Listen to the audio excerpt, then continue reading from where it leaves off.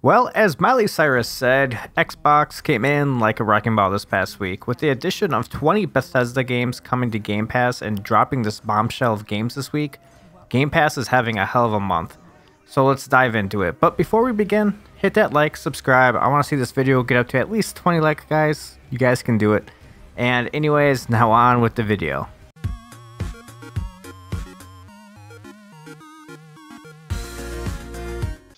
A game with such a following, when I say following, I mean like Jim Jones level of following. I've never played it and the music has always been okay in my eyes, but I do love me some turn-based RPG action, so I might have to give this a go.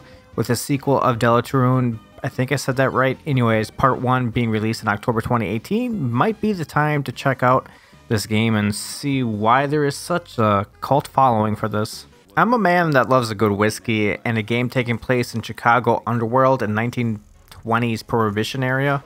Count me in. Since Gears of War Tactics, I've been loving my tactical turn-based games more and more.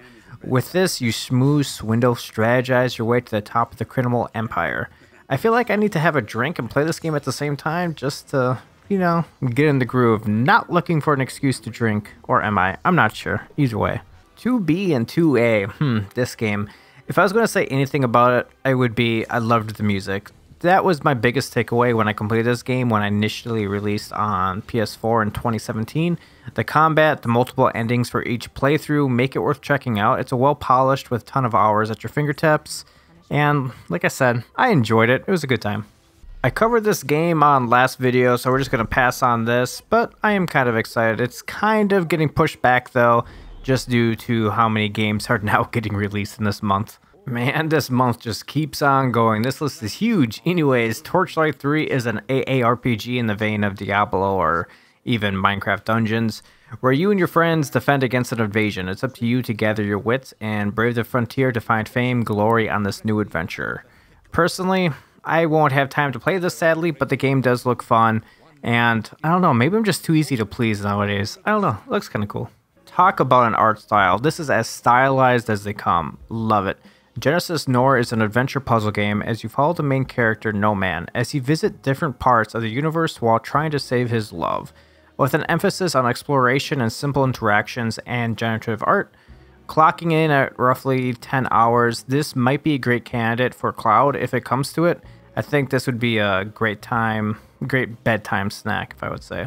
Now, this game really took me by surprise. I didn't think I would ever see this on Game Pass, but originally coming to Switch exclusively, you play 8 travelers on 8 adventures with 8 roles to play. This game was amazing. I played it on a Switch. It's a turn-based RPG with some deep mechanics and ability to tailor the game's length to your liking. If you only want to play a couple members' stories or complete everyone's story, the game has dark moments, heartfelt, and joyous moments as well. This is a high recommend for me. The art style is top-notch. Voice acting is okay at worst, but you'll be humming the music on your free time.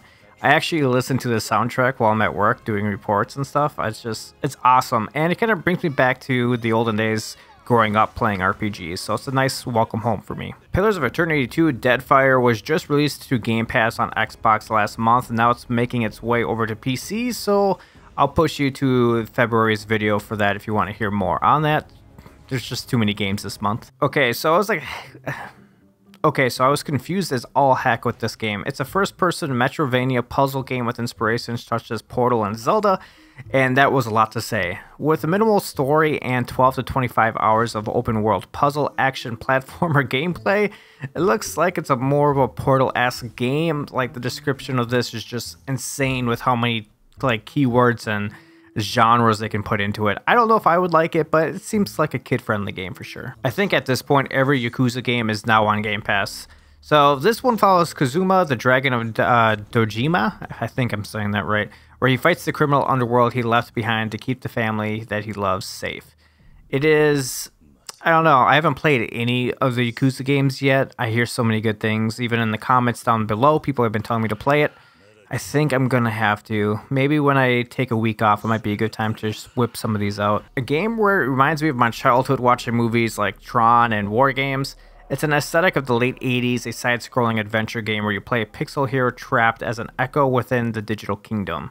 The character and the world design seems very cool and might be worth a play. After Cyber Shadow, I've been itching for some more side-scrolling action, and because of Cyber Shadow, I have a little bit more faith in these indie games, so I'm definitely gonna probably give this one a try, so let's hope it's good. And then, of course, there's the elephant in the room. Definitely the biggest game coming to Game Pass, with news hitting everywhere this week. With the demo just being released, I think it was a week or so ago. If you're on the fence about this game, it might be time to actually jump in, or even if you were going to get it, now you can get it for free on Game Pass.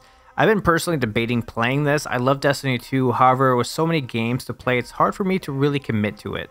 I did the first raid, and after that I kind of fell off, so let's be real, I played just too much Minecraft. Well, actually, I've been kind of playing a little bit too much Century Ages of Ashes, which is a pretty cool dragon game. If you haven't, go ahead, check the video linked above. Otherwise, this is a high caliber game coming to Game Pass and might just be what it needs to compete with Destiny. As you know, the market's kind of flooded, and if they take any cues from Anthem and Marvel Adventures, it's going to be kind of hard to compete in the genre unless they do something innovative. Just as going to Game Pass, I think, might be helping get more players on board. Anyways, guys, this was a hell of a list. Let me know down below which of these games is your top for the month. I think it's probably one of their better months since I've been at least recording these videos on it, so let me know what you guys think down below. But until next time, guys, have a good night.